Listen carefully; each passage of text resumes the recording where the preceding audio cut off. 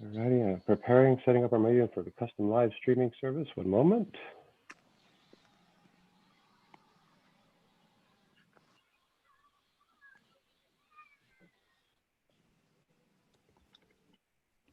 All right, we're on and we're live. Okay. Great. So I'll call the governance committee meeting on Tuesday, September 15th, 2020 to order. I'll take roll call. Brian, Present. Tatiana, I don't think she got on. Martha Present. and Sylvia. Present. It's 4 of us. Okay. We'll move on to the agenda. Does someone want to motion to approve the agenda?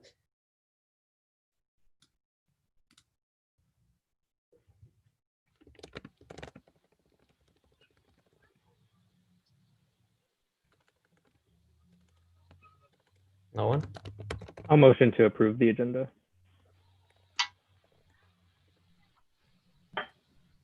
I second. Okay, so motion by Brian and a second by Martha to approve the agenda of the Waukegan Public Library Governance Committee meeting on September 15, 2020. I'll do a roll call. Brian, Yes. Martha,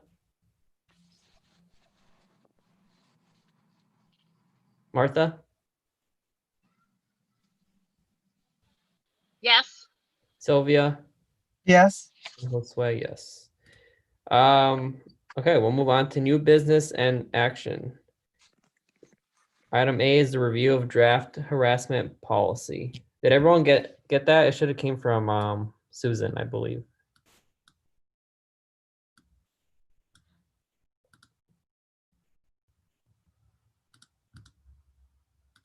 Well, motion to approve the harassment policy and move it on to the full board of trustees.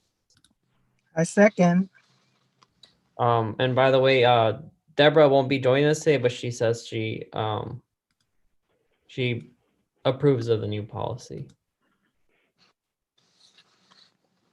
Anyone have any discussion? Nope. All right, so we'll take a vote. Brian, Yes. Martha, Yes. Sylvia, Yes. Swag, yes. All right. We'll move on to item B, the review of elimination of fines, policy number 4201. John, I didn't take a look at the new policy. Did that get rid of the adult DVD part of it that was unnecessary? You're muted.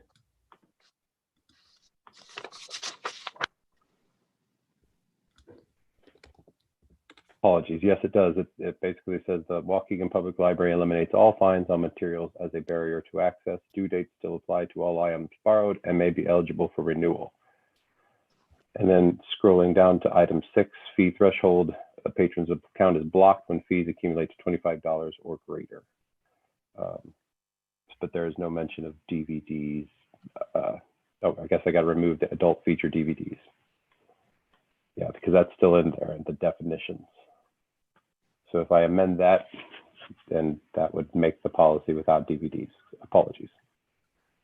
All right, so with that change, I would motion to approve the elimination of fines policy number 4201 and move it on to the full board of trustees. I second that. The second, Sylvia, roll call, Brian, Yes. Martha, Yes. and Sylvia. Yes.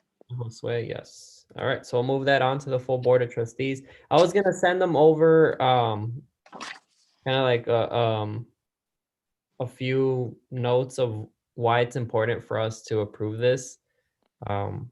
And I'll send them also that the governance committee recommended the approval. I did send an email with a lot more explanation as requested. I resent the information Fran generated before about how much is owed and how many card member holders we have, but I also included information about which libraries on Rails had taken a survey that said they were fine free, and it's No. pre-COVID was about 60-40 roughly, but after COVID it's almost 88% of libraries have eliminated fines, either at least temporarily, if not permanently. Yeah, those are great stats. Thanks for sharing that with us. The next item is the collection loan policy discussion. There is no policy that we were going to discuss today. It was more about how we wanted to move forward as a library with any collections we have and what loan policy we wanted to move forward with. So I don't know if, John, you have any recommendations to the governance committee, if this is even something that a policy that we should approve or talk about. I certainly believe that there's a reason if we would like to have any parts of our collection any other place in the community, for example, displays in schools, display cases, etc. We need to be able to have a permanent loan policy, perhaps, or something like when the materials are in your care, they're under your supervisory and covered by your insurance and so forth. But yes, I think it would be worthwhile to have a policy that states that we can make a permanent loan to the Parks Department for the Bradbury collection in their new space, so that they have a beautiful piece of Bradbury's collection to put on display safely and, of course, properly curated. But I'm sure we can write those assurances into the policy. Okay, so how do you recommend us moving forward with this? My initial inclination is to have a meeting with Ty Rohrer at the Parks Department and set up basically what parts of the collection they want. We have, I was told, 3 years till the completion of the project. So we have to find, and we're about maybe a quarter, I wouldn't say a quarter of the way through the collection, writing down everything that's in it. So once we have completed that process, we can finalize what they want. But, you know, in terms of making an agreement, I think a memorandum of understanding between the Parks Department and the library would be appropriate. And then a policy could be something, you know, if there were more parts of this collection that wanted to go on a permanent traveling location to, like, the Bradbury Museum in Indianapolis at the IEPUI under John Eller's care, that would then be covered by a policy like this. So are you just, I'm sorry, Jose. It's all right, go ahead, Sylvia. So are you just saying that we just need a generic policy in place as we do loans? You're muted. I would say not unlike the loans. If I could look at our library's website, I believe that we have a gift policy, but it doesn't say what we'll do. It's up to the library, discretion of the library, what to do with these gifts that we've received. And so I think that setting this into the public eye so we can get people to look at it, maybe touch it if it's appropriate. But we don't currently have any policy that would cover a permanent loan or a 100-year loan to an organization or any other group that wants to borrow part of our collection for any other place in the community. Let's say if we wanted to do another satellite branch, we currently have a branch at the Hingston Fieldhouse, but that was something that was developed before my time, so I'm not aware of what agreements are in place in terms of that. I know we pay bills to the Parks Department for electricity, I think our internet, and so forth. So those are all agreements that can be met very easily. I think a satellite location would be really good there. But the other thing I was thinking was about, like, have you ever thought about like having another drop off for library? I know that's kind of like another topic, but another drop off for the library, books besides the like the Waukegan Public Library, the main, and then also the Baldwin. Maybe we have a partnership, like maybe with College Lake County that's open later, or maybe with the City Hall that we would put like a return box in there. I don't know if that's possible. I don't see why it's not possible. Again, as the library building, the former library building on Washington and Sheridan will no longer be a library. It will still be, it's still a building of it as a library. It's an experience now. It's a museum. It's something more. So we can talk about having more drop boxes in the community. Definitely, I think that's something I'd like to see more of. But this in and of itself, this could be paved the way. So I think what we need to discuss, or maybe John, between you and Douglas, put together a policy for just a generic policy, like Sylvia mentioned, for our collections, that, you know, what in that policy, what we allow to be borrowed or how it could be borrowed and what terms we have. Not specific to, like, say, the Bradbury collection, but just in general, anything that we own, that other organizations want to borrow for collections or presentations, what policies we have, or maybe like in that policy, we can restrict it to only government organizations, or, you know, just like what terms we're going to have as part of the policy. Like with Bradbury's birthday celebration, we loaned out a typewriter that, again, is priceless, but it was with the Bradbury Experience Museum and on an agreement and a handshake. So again, those things laid out in a formal document would be a beneficial to the organization. I agree, especially with, I think, something that is very valuable. Yeah, usually with something like that, if you're doing an agreement like that, on your end, you would write out, like on the form, like what the insurance cost of it would be or what the value of it. So it might be something you might not have a value. It might never have been formally assessed or what's the word, appraised, but you internally have an idea of what it should be worth. And so when you're loaning something, they're all understanding, should something happen, this is the agreement we're coming up with. So yeah, so that's why it's important to, even with like the typewriter, for example, to kind of have those things hammered out. Should something, you know, unfortunately happen, there's those safeguards, even though these things are priceless, but it still protects the valuable items you still have in your collection. Absolutely. Douglas, do you have any recommendations? Do you understand what we're trying to figure out here? No, I certainly hear what you're saying, and I'm happy to help you draft a policy. I think more critical is the specific contract, that you negotiate with any organization that does want to borrow something from you, and making sure that we've got a pretty strong contract, ready to go, that we can negotiate specific terms on. Mhm. Okay, thank you. So can we give it a timeline? Maybe by next governance committee, we put together a policy. Is that possible?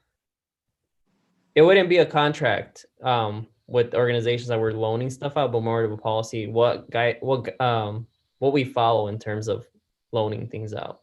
No, I understand that, but I'm suggesting that going along with the policy, you should probably think about putting together a template agreement, since it doesn't seem like the library has something like that in place.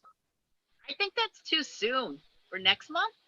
I don't think that we would be able to pull it off, partly because I think that that's gonna take a lot of meetings, because you're not only talking about lending it to them, but also insurance to cover it. You know what I mean? And something down on paper. So and also how it's displayed and how it's secured. So I don't know. I just think it's too soon. I don't know if you can pull it off. Well, we're discussing a generic policy that would tell us, the library, how we loan things out in the future. This isn't any specific loan. So if you're referring to the Bradbury items, this wouldn't be about that. It was just, we need like an umbrella policy about how we loan things out. Since we don't have one, like John said, they loaned out the typewriter. Well, we probably should have had a contract in place for that. Right. Okay.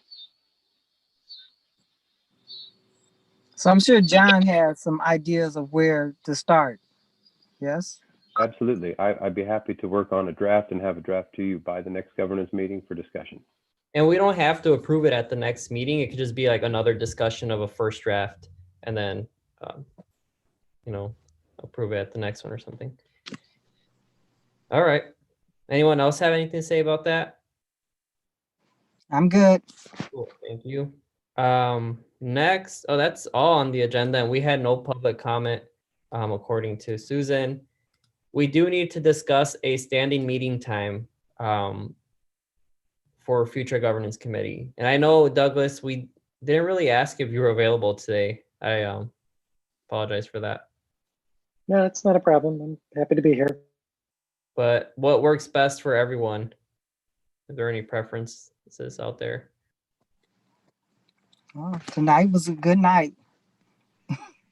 I think it's beneficial to do it not the same week as the board meeting, because if you can split it up and give everybody a week to digest, and we can then present the proper change, because now the changes that need to be luckily they're easy, but if we need to do anything significant, we would need about a week to happen.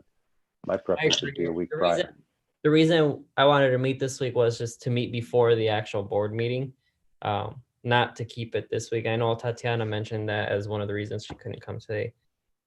But maybe the Tuesday, or I can't do that. The Wednesday before the trustee meeting. So it's the second Wednesday. That is traditionally the night that the foundation and the board, the Friends of the Library boards meet. And I've been attending that. But that's at 6 o'clock, starts at 6 to 7, and then the other starts at 6:30. So if we did it earlier, like 4. Is that possible for everyone? 4:30 to 5:30 maybe? No? Again, that's too early for me. 5 to 6? Yeah, 5:30 works for me. So what about And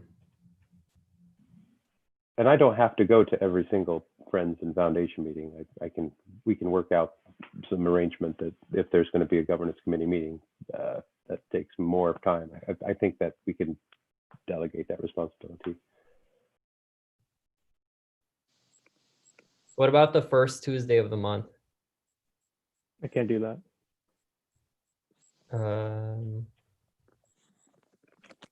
No, first Wednesday of the month at 5:30. That one should be fine, at least for me. Douglas,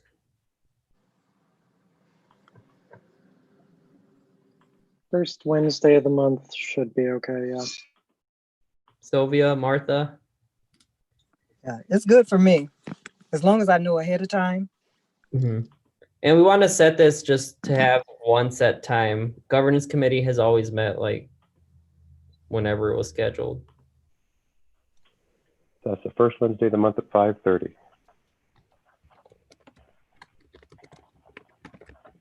That'll work out great. That'll give plenty of time for properly making sure everything's right before you actually go to the board. The Great. full board. All right. Does anyone have any comments they have to make before we adjourn? Pretty fast meeting. I don't. So I make a motion to adjourn. Or I move that we adjourn. I'll second that. Roll call. Brian, Yes. Sylvia, Yes. Martha,